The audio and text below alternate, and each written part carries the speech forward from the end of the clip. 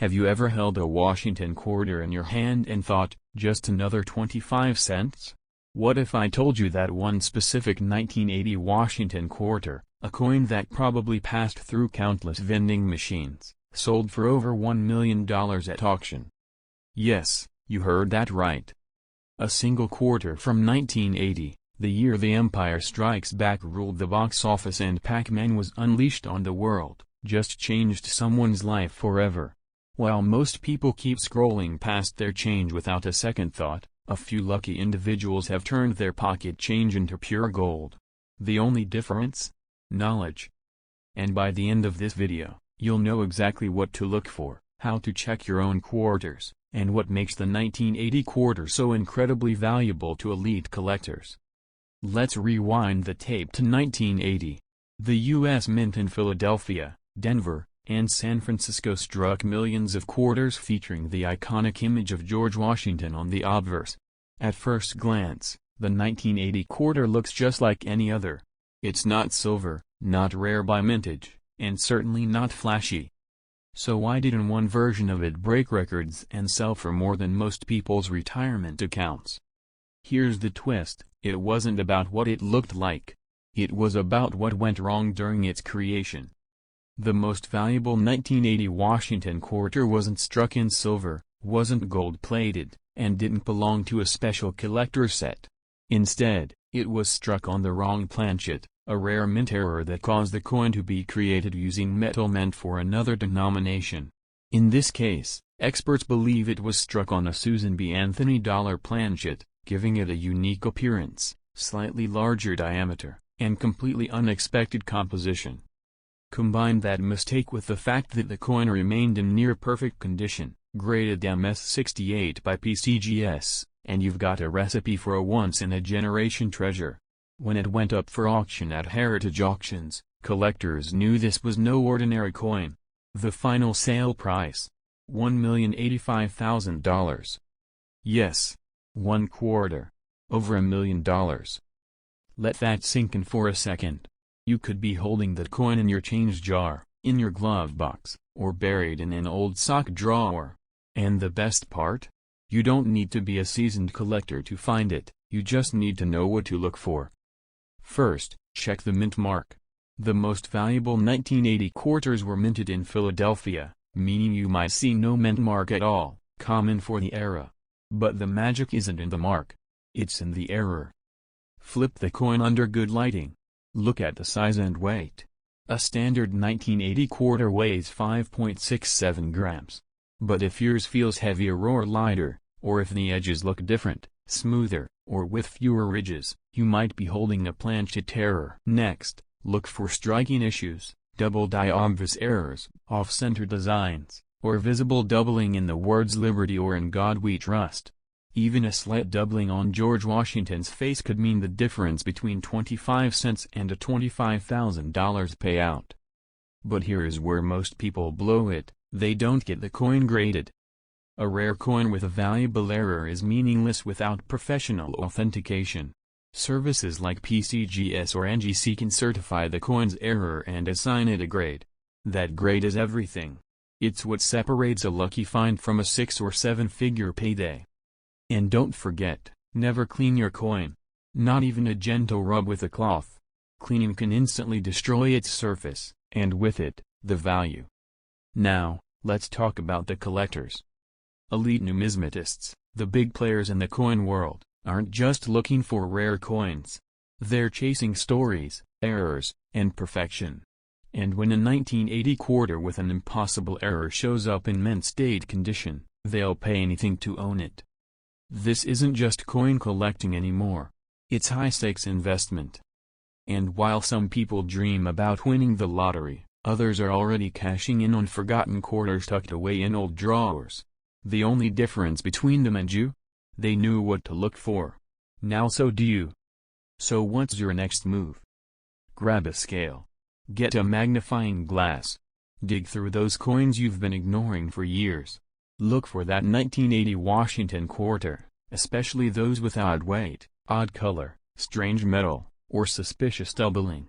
And if something looks off, don't dismiss it. That flawed coin might just be your $1,000,000 opportunity. But here's what makes the 1980 quarter even more fascinating. Most people never gave it a second glance. After all, it wasn't made of silver, it didn't come in a fancy set, and it didn't have a commemorative label. It was just a quarter. Ordinary, right? Not even close.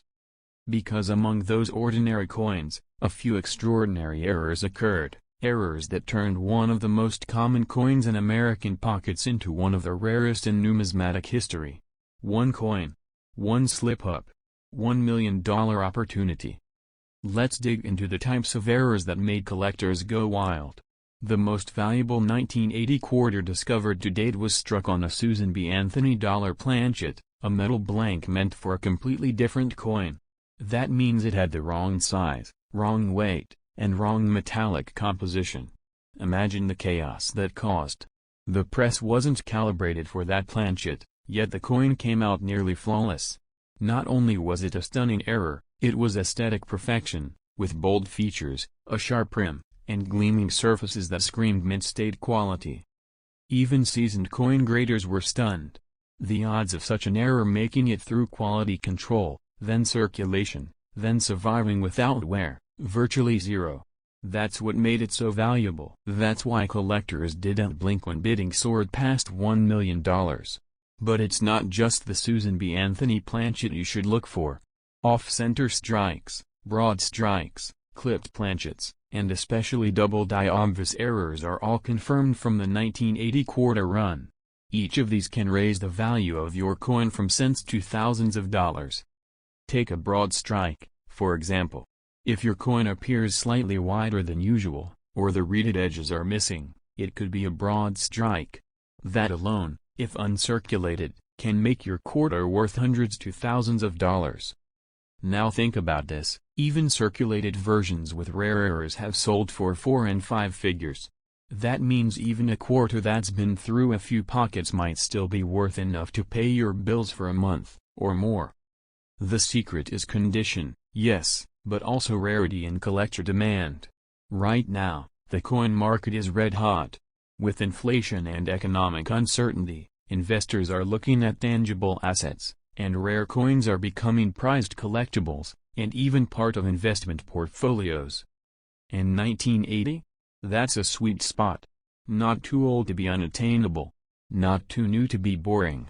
It's recent enough that millions of these coins still exist, but rare enough that true mint errors are now commanding jaw-dropping prices. So let me ask you, when was the last time you actually checked your quarters? Not just glanced at them, but weighed them, inspected their edges, checked for doubling or off-center features? Because every week, someone else finds one. A misprint, an odd strike, a wrong metal. And while they're mailing it off for grading, researching auction sites, and fielding 5-figure offers, the rest of the world is still using quarters for parking meters. You don't need to be a numismatist. You just need curiosity and a bit of patience. A scale, a magnifying glass, good lighting, and maybe a cup of coffee and an hour of your time. And let's not forget, the US Mint isn't perfect. Despite their massive quality control systems, coins like this still get through. It's not about if there's another 1980 planchet error out there. It's about who will find it first. That person could be you. The next coin show could feature your quarter. The next auction record could have your name behind it. You just have to start looking. Coin collecting isn't just a hobby anymore. It's a hunt. A puzzle. A test of observation.